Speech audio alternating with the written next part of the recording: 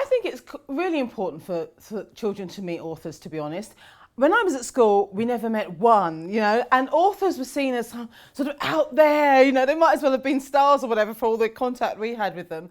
So I think it's really important because it shows that authors are down to earth, and it also presents it as a career option for children as well.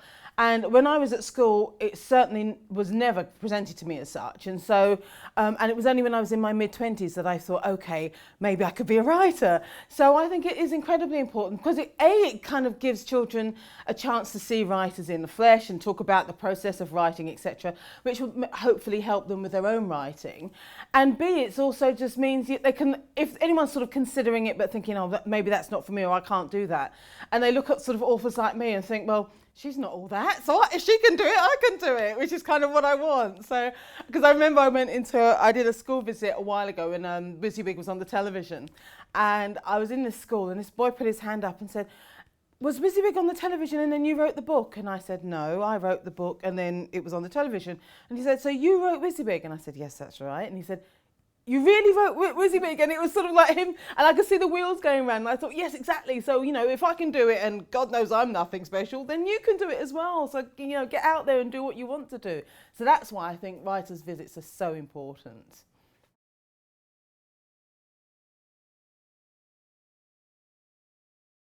When I was growing up, and I loved reading, and I spent all my time, practically every free Saturday from the time I was 7 to the time I was 14, and had my first Saturday job so I could buy books for myself, I spent all my time in my local library. And in all those Saturdays, and all those thousands and thousands and thousands of books I read, I didn't read a book that featured a single black child like me, not one.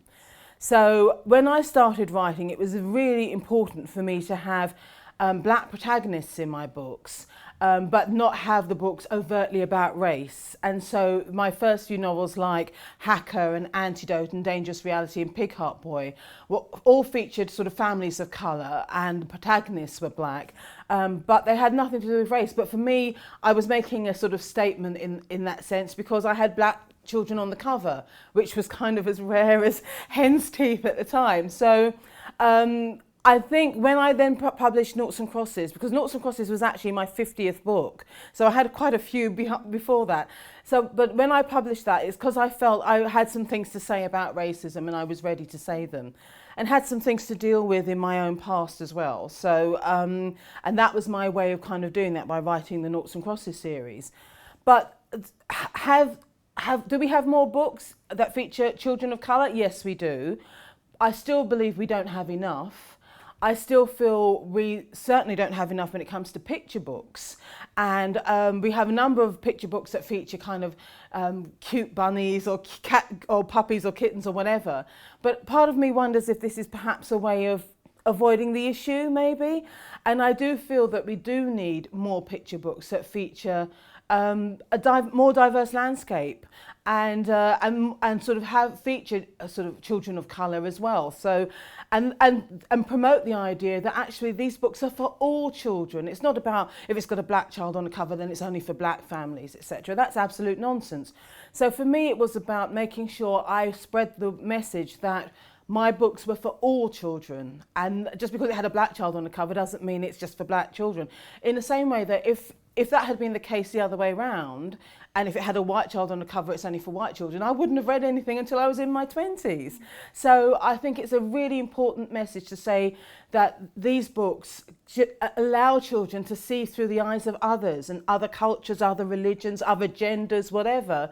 But we do need our books to be more diverse. I think things are certainly much better than when I started writing 23 years ago, but I still feel we have a way to go on this. I've written a number of books for young adults, and I actually think now young adults are better served certainly than when I was growing up, because we had books for children and then we had books for adults and there was nothing in between. And so from the time I was sort of 10, 11, I didn't want to read children's books anymore because quite frankly I didn't believe them, and I didn't believe in happily ever after all the time and sort of jolly adventures, etc. I wanted something that reflected life as I thought I knew it. And so, as a consequence, I discovered the classics, etc. But I also read some books which were highly unsuitable. You know, sort of Jacqueline Suzanne and Dennis Wheatley, etc. I mean, stuff that you'd read when you're kind of 19, 20, but I was reading at 10, 11 because there was nothing else available. So now I think we have so many wonderful books for teenagers, and it's a huge, huge market now. But within that market, I think we need a balance, and I think we've kind of got that between serious, more sort of issue-led books, perhaps, and your paranormal romances, etc. And I think teenagers deserve both. It's a time when they're incredibly stressed doing exams, and they have set books to read for schoolwork, etc. So I think it's about, for me, even if I'm doing something that is more kind of perhaps more issue-based, I still want to make sure that it's an entertaining read and a page turner, so that children and young adults enjoy reading my books. I think that's incredibly important. And what we do have, I think, again, we have books that feature teenagers and young adults of colour, but again, I would still like to see more. And what I would like to see, I think, is in the adult world, we have books by, say, Chimamanda Ngozi Adichie. We have Life of Pi, Yann Martel. We have a number of books that are celebrated that show the world through the eyes of other cultures, other religions, etc. And those enrich the world of adult literature. So I don't see why we can't have more of the same for children. We have books like Asterix and Tintin and the Moomins, etc., and I Am David by Anne Home. But again, I would like to see more books brought into this country in translation. We are very good in this country at sending our books out to be translated. I think there needs to be more of a movement to bring books in, whether it's from the continent, Latin America, the continent of Africa, wherever, but we need to bring more books in so that we can have more cultural perspectives. And I would definitely like to kind of be an advocate for that and just bringing more books in and having them translated into English so that our children can see the world through kind of the eyes of people in different countries, different cultures, different religions, etc. I want to be an advocate for all kinds of different literary forms, including, say, books told in narrative verse. I've read some wonderful stories like Make Lemonade by Virginia Ewell Wolf, or Love That Dog by Sharon Creech, which is amazing, and also graphic novels and comics. And I loved comics as a child, and I think they are a really good way into reading if you find kind of just a whole wodge of text on a page quite daunting, and a number of children do. So I would kind of say, well, try comics, and there's so many brilliant comics out there, and graphic novels. And I think in this country we are a bit snobbish about comics, in the way that in America and France and Japan they aren't. But if you look at books like Asterix and Tintin, etc., they do incredibly well. But we don't have anything for children, I think, that has quite the same impact as Tintin yet. I'm sure we will, but for older teenagers and adults, we certainly have people like Alan Moore and Garth Ennis, etc. But I would really be an advocate for letting children read comics if they want to. I remember when I was at school and I was reading a comic, and my teacher walked up to me and kind of snatched the comic out of my hand, tore it up in front of me and said, "Don't read that rubbish." And I was so angry, and I thought, first of all, I was reading, what's the problem? And then after that I just thought, so she'd leave me alone, because I read books as well, and I read classics, but I liked comics too. But so what I would do, so she'd leave me alone, is I'd sit there with the Guardian newspaper and my comic inside, so and it worked. But I kind of thought, well, why should I have to do this? And it was this dismissive attitude because, oh, it's comics, they're for kind of little children, and I think we need to get past that. As Children's Laureate, my aim is quite simple. It's more children reading more. And if I can look back at the end of my 2-year stint and say, okay, I've achieved that, then I'll be happy.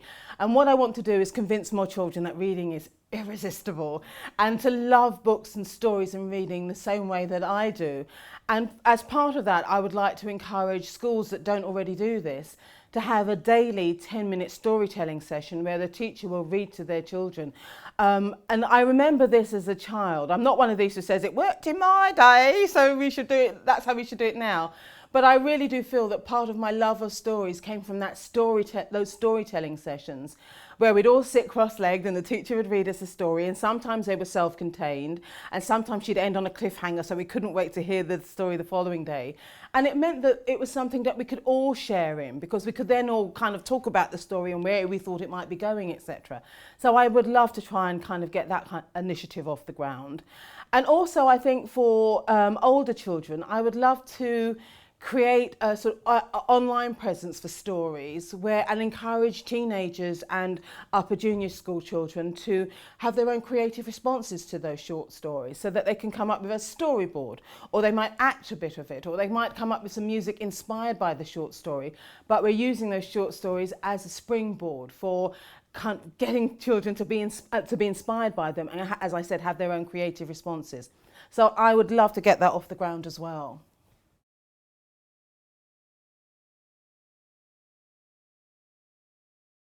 I used to be a computer programmer, and I'm so grateful for that. I mean, I must admit, by the time I left, I hated it. But I look back now and I'm so lucky, because my first novel, it was my 5th book, but my first novel was a book called Hacker.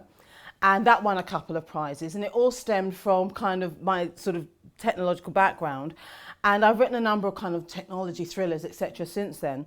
But I think we're in some incredibly exciting times at the moment, where we have books available electronically, we have ebooks, as well as the printed word. And I think also that's why I'd like to use that technology, as I said, as a springboard for getting children to kind of have their own creative responses to stories. And so then they can upload all of it, or whether it's, as I said, a storyboard or a filmed piece or some artwork or some music they've come up with inspired by the story, but then upload it onto one site so everyone can then share in these creative responses. And we wouldn't have been able to do that 10 years ago, but I'm hoping we'll be able to do it now. The technology is in place. It's just about the logistics of getting it all together.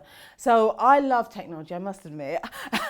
Pin my colours to the mast here. I love technology and gadgets, and I sort of gadget file. And so I just feel it's just normal for me. It's natural to kind of use technology in this way. But what it's also about is making sure that no child gets left behind. So that if you don't have a computer at home, then I would encourage every child out there to go and use their library. The libraries have those facilities, they have computers, etc. And just that's why I bang the drum again for libraries. And we wouldn't be having this conversation, I wouldn't be here now if it hadn't been for my local libraries as a child. And they engendered a love of reading in me. And so I just want to encourage every child out there to go and use their library. If you're not lucky enough to have those facilities at home, they are available.